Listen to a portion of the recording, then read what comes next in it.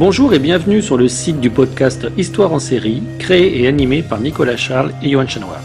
Au programme, une analyse des séries d'hier, d'aujourd'hui et de demain par les spécialistes des questions mobilisées par nos shows préférés.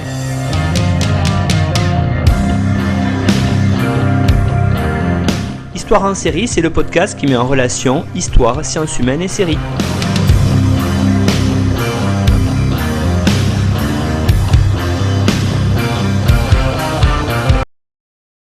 Du coup, on est deux élèves de Sciences Po en première année, moi Emma Le Carpentier dans le programme Europe-Amérique du Nord. Et Maëlle Aubert également dans le programme Europe-Amérique du Nord en première année sur le campus de Reims. Et donc aujourd'hui on va parler de la série Les Tudors. Pour la présenter, c'est une série qui compose en 3 saisons, qui a été diffusée de 2007 à 2010 par la chaîne Showtime et qui a été créée par Michael Hurst. Et c'est une série qui traite des années pivotales d'Henri VIII, c'est-à-dire la transition entre sa première femme Catherine d'Aragon et sa deuxième femme Anne Boleyn, et les changements que cette transition elle a pu apporter, comme la création de l'Église d'Angleterre et le changement d'institution. Et avant de commencer et de présenter un peu les différents axes dont on va parler, ce qu'on peut faire, c'est qu'on présente un peu notre relation avec la série. Donc on l'a vue à des périodes différentes de notre vie et elle nous a marqué d'une façon différente. Donc alors que la série est sortie il y a quand même à peu près 12 ans, moi je l'ai que regardée cette année. Et c'était très intéressant parce que c'était un sujet que j'avais étudié il y a très longtemps au lycée. Et donc j'avais que quelques souvenirs vagues du fil conducteur du règne d'Henri VIII. Et donc retrouver ça dans une série qui était très dramatisée et très romancée, ça m'a permis de retrouver mes repères un peu et de bien tomber dans le mode renaissance anglaise sans forcément m'attacher vraiment à tous les faits historiques qui se passent dans la série. Ouais. Ok, parce que du coup, moi je l'ai vu, donc ça a fini de sortir en 2010 et je pense que mes parents ont dû commencer à la regarder à cette période. Et donc je l'ai vue très très jeune cette série, genre j'avais 6 ans quand j'ai commencé à la regarder et donc je devais me cacher les yeux à chaque fois comme dès qu'il y avait un truc un peu trop violent. C'est la série perso du coup que j'ai vue très très jeune et qui m'a un peu lancée dans l'histoire et qui a fait que je me suis intéressée après coup à cette période historique et qui fait qu'aujourd'hui c'est vraiment une période historique qui me passionne. Donc ça a été le sens inverse, dans le sens que toi t'as commencé à apprendre des trucs sur cette période et après t'as regardé cette série. Et moi c'est l'inverse, j'ai regardé cette série et après je me suis intéressée à la période et aux faits historiques. Vu que toi t'es partie des faits. Je pense que t'as un point de vue beaucoup plus critique sur la série que moi, qui l'a regardée un peu en mode pour me perdre dans une série et pas pour analyser les faits historiques. Donc ça peut être intéressant un peu de voir nos différentes perspectives. Du coup, on peut présenter maintenant les 3 axes qu'on va traiter, je pense. Donc, on va développer ces différentes perspectives dans 3 axes essentiels qu'on trouvait pouvaient vraiment bien représenter la série. Donc, d'abord, comment sont représentés les personnages. Ensuite, la manière que les thèmes les plus importants de l'ère de Henri VIII sont correctement représentés, plus ou moins, dans la série. Et finalement, la manière que la série est simplifiée et dramatisée dans l'histoire, afin de la rendre plus accessible à tout le monde. Donc du coup, on va commencer avec la représentation des personnages et on va surtout s'axer sur la saison 1, qui est la saison qui traite du divorce d'Henri VIII et Catherine d'Aragon et donc l'arrivée d'Anne Boleyn dans l'histoire d'Angleterre. Et donc on va en particulier traiter des 3 personnages qui sont au centre de cette saison, Henri VIII, Anne Boleyn et Catherine d'Aragon. Mais d'abord Henri VIII, parce que c'est quand même un personnage de l'histoire anglaise qui est quand même assez marquant, que tout le monde connaît, que ce soit dans ses clichés ou plus dans sa vérité. La façon dont la série l'aborde, c'est quand même assez intéressant vu que c'est un personnage principal, donc il faut quand même le rendre attachant pour un public, tout en sachant que c'est un personnage historique qui est détesté, ou en tout cas on sait que c'est devenu une personne absolument horrible. Et que la fameuse photo d'Henri VIII avec sa barbe un peu sur un trône est plutôt marquante, beaucoup de gens l'associent à lui, donc voir un jeune acteur tout beau, tout souriant, charmeur, ça a complètement cassé l'image qu'on avait d'Henri VIII. Après, c'est compréhensible parce que fallait bien s'attacher d'une manière ou d'une autre à un personnage qui est quand même détestable. Donc ça, j'ai trouvé ça très, très intéressant, ça m'a surpris, je m'attendais pas. Tous mes idées précises sur Henri VIII être complètement détruites. Ce que j'ai trouvé intéressant, c'est que c'est quelque chose justement qui casse un peu le cliché que Henri VIII a toujours été. Donc celui qui a fini obèse, violent, toujours en train d'abuser de la boisson. Parce qu'Henri VIII, quand il était jeune, quand il était encore marié à Catherine d'Aragon, Il était justement extrêmement sportif, il adorait le tennis et la joute, il était extrêmement charismatique. Et donc ils ont fait le choix de montrer en fait la descente en enfer d'Henri VIII. Donc de commencer avec quelqu'un justement que le public va se dire il a des sautes d'humeur, mais c'est un personnage qui est assez normal. Pour montrer petit à petit comment justement on peut voir l'évolution d'Henri VIII. Je pense que c'était sûrement un choix de la série. Toi qui as regardé les autres saisons, est-ce qu'il il devient plus moche? Enfin, je sais pas. C'est vrai qu'après, c'est compliqué de vraiment enlaidir un acteur hollywoodien comme ça. Ils le grossissent, ils le vieillissent, mais ça reste Jonathan Rhys-Meyer au niveau physique. Ils essaient quand même de l'enlaidir au fur et à mesure. N'empêche que physiquement, dans une série, avec un public qui non plus ne connaît peut-être pas grand-chose en histoire, le physique fait beaucoup.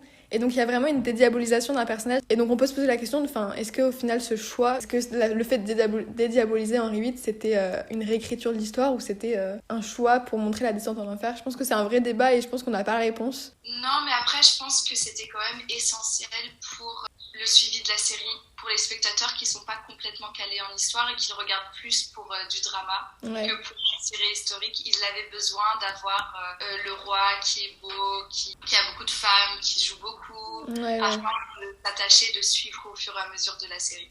Et du coup, on peut maintenant passer à l'autre personnage principal de la saison, qui est Anne Boleyn, parce que le but initial de la série, c'était vraiment de représenter l'arrivée d'Anne Boleyn dans l'histoire, et c'est le succès de la série qui a fait que la saison 3 se concentre sur les autres femmes, qui s'enchaînent du coup un peu plus vite, puisque Anne Boleyn est quand même le sujet de 2 saisons, et les autres femmes s'enchaînent dans la dernière saison. Et c'est un personnage en plus, Anne Boleyn, de l'histoire, qui est quand même assez débattu, puisque à la fois c'est quelqu'un de très fascinant, on a très peu de preuves historiques sur elle, et en même temps c'est une personne qui a été sujet de légendes, de rumeurs.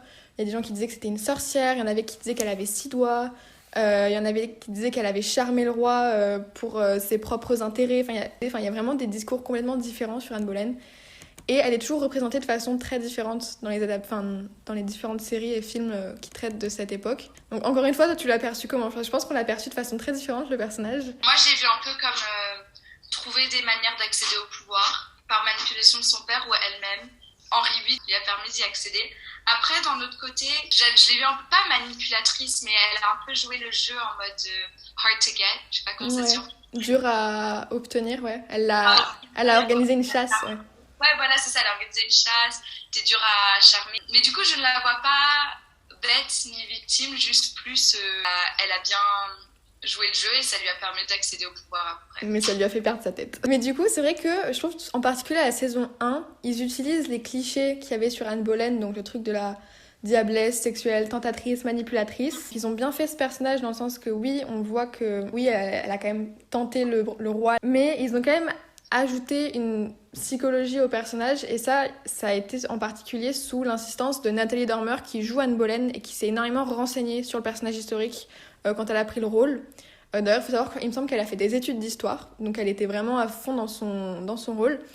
Et elle a plaidé la cause du personnage, et on voit une petite transition entre la saison 1 et la saison 2. On voit quand même un personnage qui est un peu plus axé dans la réalité, qui est beaucoup plus consciente de ses actes. Et ce qui permet quand même d'avoir un personnage attachant, puisque la décapitation, c'est une scène marquante, puisque c'est la fin d'Anne Boleyn alors qu'elle était là pendant 2 saisons. Donc je trouve que le personnage d'Anne Boleyn, il est représenté de façon assez intéressante, parce que à la fois, oui, oui, effectivement, elle a quand même su charmer le roi d'une façon que personne d'autre n'avait su le faire, donc il y a bien eu quelque chose derrière. Et en plus, c'est un personnage historique qui a apporté énormément de changements à l'histoire. Je veux dire, il y a une nouvelle église qui est toujours de date en Angleterre à cause d'elle. Donc voilà, moi j'aime beaucoup personnellement comment ils l'ont représenté. Donc voilà, c'est 2 personnages qui ont été représentés de façon... ils ont un peu cassé les clichés, que ce soit sur Henri VIII ou Anne Boleyn. La pauvre Catherine d'Aragon, qui est beaucoup moins bien représentée. Tu veux en parler d'abord? Tombée dans la manipulation de la série, je la voyais vraiment soumise au roi un peu et sans pouvoir de rien faire parce que ils n'avaient pas de fils, quoi. Mais moi qui m'y connaissais pas beaucoup, je suis vraiment tombée dans la manipulation de la série. Et l'avoir comme une victime. En soi, c'est vrai que dans la situation... En soi, elle est victime de la situation dans le sens qu'un divorce, à l'époque, c'était la honte. Qu'on se le dise, en plus, dans une famille royale, divorcer, c'était la honte. Mais moi, ce que je trouvais assez dommage, c'est qu'ils en ont vraiment fait une femme très faible. Elle est vraiment victimisée. Elle est dans le cliché, en plus, de l'espagnole extrêmement religieuse, habillée tout en noir, très simplement... En plus, elle est brune, et ça, c'est quelque chose qui me... Elle est pas rousse. Mais donc, ils ont victimisé le personnage dans le sens que, oui, elle... Non pas qu'elle se laisse marcher sur les pieds, mais c'est que c'est un personnage historique pour moi, Catherine d'Aragon, qui est connue pour avoir été justement à ce caractère chaud, qui est connue pour avoir fait des trucs en mode porter une armure pour encourager des soldats quand Henri n'était pas là. Et d'un coup, on se retrouve face à une femme toute faible qui se retrouve juste à prier et à pleurer dès qu'il se passe un truc avec son mari. Et j'ai trouvé ça assez dommage parce que je trouve qu'on aurait pu opposer justement Anne Boleyn et Catherine d'Aragon, qui étaient de ce qu'on sait deux femmes d'un caractère assez fort. Et on s'est retrouvé à avoir Anne Boleyn qui est hyper, justement, assez stylée, et Catherine d'Aragon à côté qui est complètement victimisée dans son rôle de la première femme qui se fait jeter sur le côté. Limite, le contraste, ça dédiabolise Henri VIII encore plus. On comprend qu'une attire plus que l'autre. Mais du coup, pour conclure cette partie, on peut dire que c'est une série qui a quand même une vraie volonté de dépasser les clichés de certains personnages pour montrer leur évolution, parce que c'est plus intéressant sur un arc narratif. Donc de partir d'un Henri VIII jeune, assez charmant, ou d'une Anne Boleyn qui demande justement à avoir un peu plus de profondeur que juste une femme qui utilise son corps pour charmer un roi. Et c'est aussi le cas pour d'autres personnages qui arrivent plus tard, comme Marie Tudor, donc la fille de Catherine d'Aragon et Henri VIII, qui est connue comme étant Marie la sanglante. Et pourtant on la voit adolescente, du coup, qui est encore toute naïve et toute jeune, et on voit encore une fois sa descente en enfer. Donc voilà, au niveau narratif, on voit qu'il y a vraiment une envie de dépasser certains clichés pour donner de la profondeur et faire des personnages plus intéressants pour une série, du coup. Et on peut, du coup, passer à notre deuxième partie.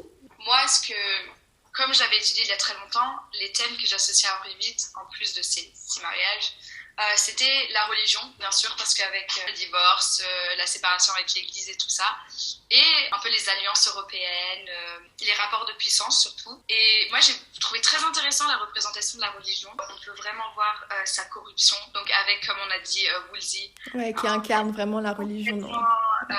Détestable.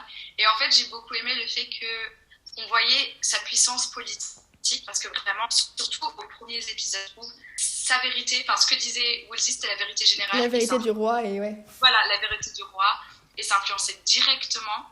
Et aussi, on pouvait voir un peu la perversion, dans le sens où Wolsey, il aidait Henri à avoir accès à ses femmes pour ses désirs sexuels. Il y a des scènes, il y a des choix de coupure, par exemple, j'ai le souvenir je sais plus dans quel épisode c'est, où on voit Wolsey qui prêche un peu une parole religieuse, et la scène suivante, c'est une scène sexuelle entre lui et sa femme qui est assez dure. Il y a vraiment une volonté de montrer la corruption de l'Église et juste l'hypocrisie de ce que Wolsey dit, contrairement à ce qu'il fait. Et vraiment, c'est son personnage qui représente l'Église à l'époque.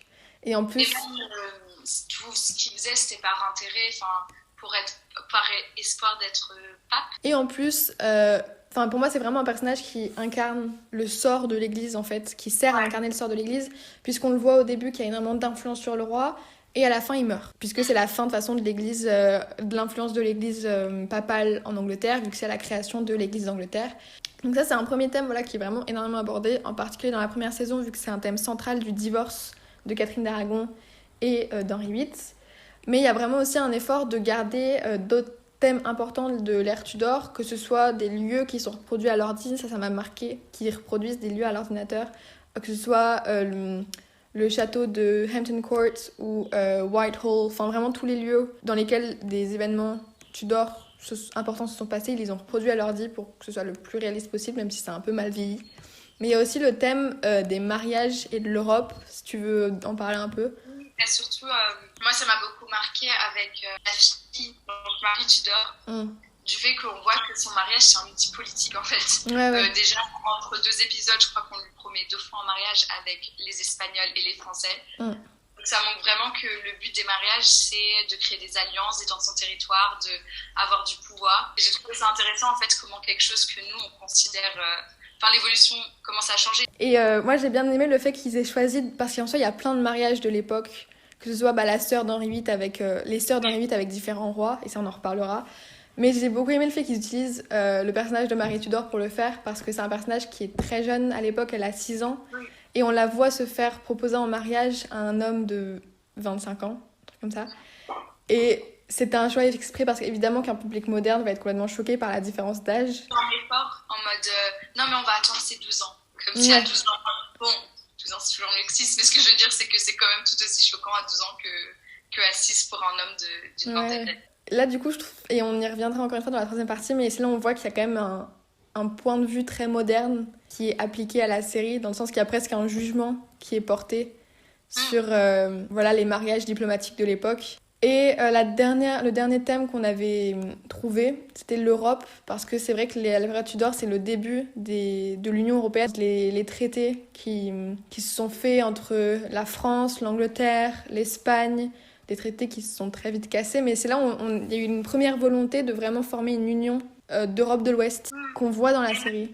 Ouais, et moi ça m'avait beaucoup marqué parce que ça me faisait penser à l'Union européenne, de la manière qu'ils abordaient les relations européennes. Et même à un moment, on a vu des jugements, je crois qu'on peut dire, et qui faisaient, qui faisaient énormément penser à nos institutions aujourd'hui. Donc c'était intéressant de pouvoir retrouver des aspects de nos sociétés d'aujourd'hui dans la série qui pour nous semble si lointain, qui est si lointain.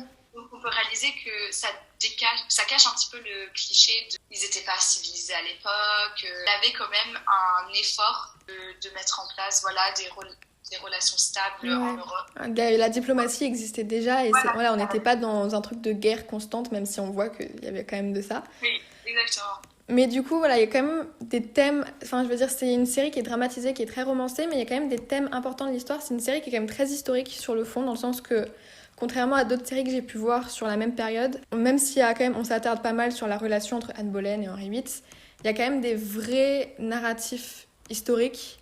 Donc on prend le temps de montrer la relation entre la France et l'Angleterre, on prend le temps de montrer le mariage de la sœur d'Henri VIII avec le roi du Portugal.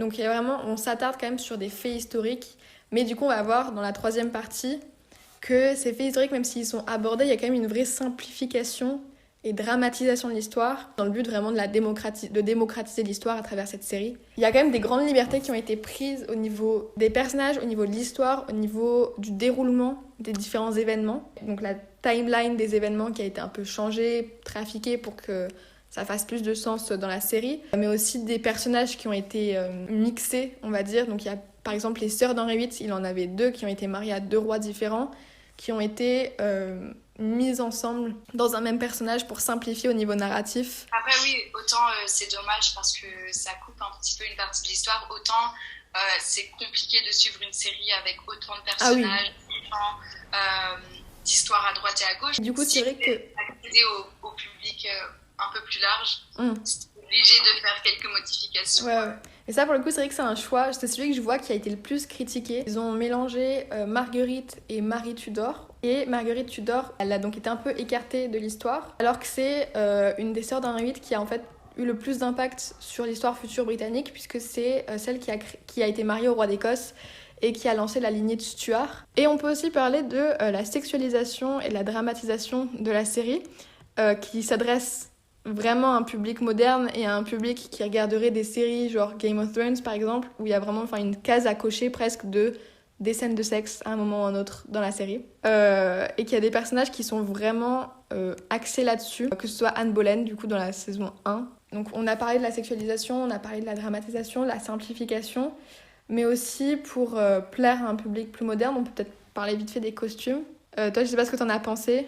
Moi les costumes, je l'ai trouvé, je pense à cette époque, c'est à ça que je m'y attendais, vu les photos, les tableaux qu'on a de l'époque et tout ça. Après, ça m'a quand même surpris en me disant, comme je l'ai trouvé réaliste, je me disais, c'était vraiment comme ça à l'époque. Après, du coup, ça m'a permis de vraiment de un peu couper la réalité moderne et de bien se trouver dans la série. Pour le coup, les costumes des Tudors, je sais qu'ils sont un peu discutés, parce qu'il y a vraiment les plus férus d'histoire qui disent que c'est n'importe quoi, mais pour avoir vu pas mal de séries qui se disent historiques, je trouve qu'ils ont fait un bon boulot dans le sens que c'est clairement pas fidèle historiquement, dans le sens qu'on voit beaucoup de cheveux de femmes, ce qui n'est pas censé être le cas à l'époque. Elles n'ont pas les coiffes Tudor qui sont pourtant assez importantes, et les robes sont assez modernisées, mais il y a quand même, on voit qu'il y a une vraie inspiration Tudor, alors que j'ai vu d'autres séries qui se passent à l'époque Tudor où il n'y a aucun effort qui est fait. On les voit porter des robes limite modernes de designer, et ça fait un peu mal aux yeux pour le coup. C'est une série, je trouve, qui fait quand même un effort pour garder le plus de véracité historique tout en essayant de simplifier et d'attirer un public plus moderne, contrairement à d'autres séries où il y a vraiment des libertés qui ont été faites et parfois on se demande ce qui s'est passé dans la salle d'écriture pour prendre à ce point de liberté. Et donc voilà, c'est une série qui a été faite pour démocratiser l'histoire, surtout une période historique qui est connue et assez marquante de l'histoire d'Angleterre. Oui, je trouve ça intéressant que je pense que la série est quand même regardable et approchable même sans aucune connaissance sur la période. Par exemple, je pense, je sais pas si on regarde d'autres pays européens, par exemple des Français qui n'ont pas forcément étudié en détail cette période, c'est intéressant pour eux de quand même la regarder, c'est suivable. Parce qu'encore une fois, ça a été dramatisé assez pour un public, oui, voilà. un public de base. Donc, après, c'est important de souligner de ne pas l'utiliser comme cours d'histoire. Oui, voilà, exactement, de faire ses propres recherches après si on veut commencer à utiliser cette série comme source historique. Et donc du coup, pour conclure, c'est quand même une série qui s'inscrit beaucoup dans une mode qui a été déjà relancée par Philippa Grigori et tous les romans qui ont été écrits sur la période Plantagenet et Tudor, et d'ailleurs qui ont été adaptés en film et en série. Donc on a Deux filles pour un roi, mais aussi les séries comme The White Princess, The White Queen, tout ça. Donc c'est une mode qui a vraiment été relancée par ces livres, mais en plus qui s'inscrivent dans la tradition britannique de romancer sa propre histoire. Le roman national, c'est une énorme partie de la culture britannique. Et on le voit, je trouve, avec ce genre de séries qui sont extrêmement historiques et pourtant qui sont très regardées. Mais surtout, je trouve que cette série, c'est la preuve que les 6 femmes d'Henri VIII, ça continue de fasciner même des siècles après. Le fait qu'elle fascine, je trouve que c'est pas qu'Henri VIII, c'est aussi qu'il y a quand même 6 femmes qui ont toutes eu une vie assez fascinante dans le sens que... Oui. Et je trouve ça dommage que quand elle étudiait en histoire, moi j'avais retenu... Donc, en cours d'histoire, j'avais appris la 6 femmes, mortes, décapitées, nanana.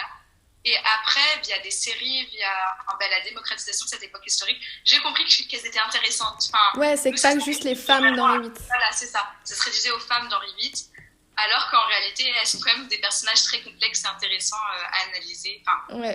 À étudier en elles-mêmes. Et donc là, on peut mentionner la comédie musicale, que je sais qu'on a toutes les deux ça regardé sur YouTube ou écouté la musique, qui est quand même assez marrante et qui est encore une fois très britannique, moi je trouve. C'est la comédie musicale Six. Et donc pour la pitcher un petit peu, c'est les 6 femmes d'Henri VIII qui forment un girl band et qui s'affrontent pour savoir qui sera la leaduse du girl band en essayant de débattre de qui a eu la pire vie.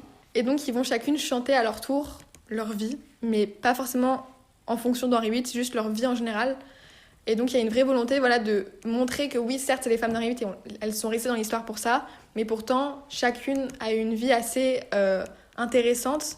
Et en particulier des femmes comme Catherine Parr, qui a été quand même la première femme dans l'histoire d'Angleterre à publier un livre sous son nom, par exemple. Et on n'en parle pas beaucoup parce qu'on la connaît comme la 6e femme d'Henri VIII. Ce qui est très beau, c'est qu'elle se réapproprie l'histoire, mais en les mettant elles-mêmes au centre de leur narrative et pas Henri VIII. Pour conclure sur les Tudors, on peut quand même dire que là, pour le coup, on est sur un vrai contexte historique dans la série. Il y a vraiment une volonté d'illustrer l'histoire. Par contre, une série historique, c'est toujours un prétexte pour attirer, et en particulier en Grande-Bretagne, où une série historique, c'est toujours très apprécié. C'est toujours un prétexte d'utiliser une période historique qui a pas mal de rebondissements pour faire un soap-opéra qui est déjà tout fait au niveau des rebondissements et des personnages. Donc on est sur un contexte historique, mais une série qui fait toujours prétexte pour faire des vues.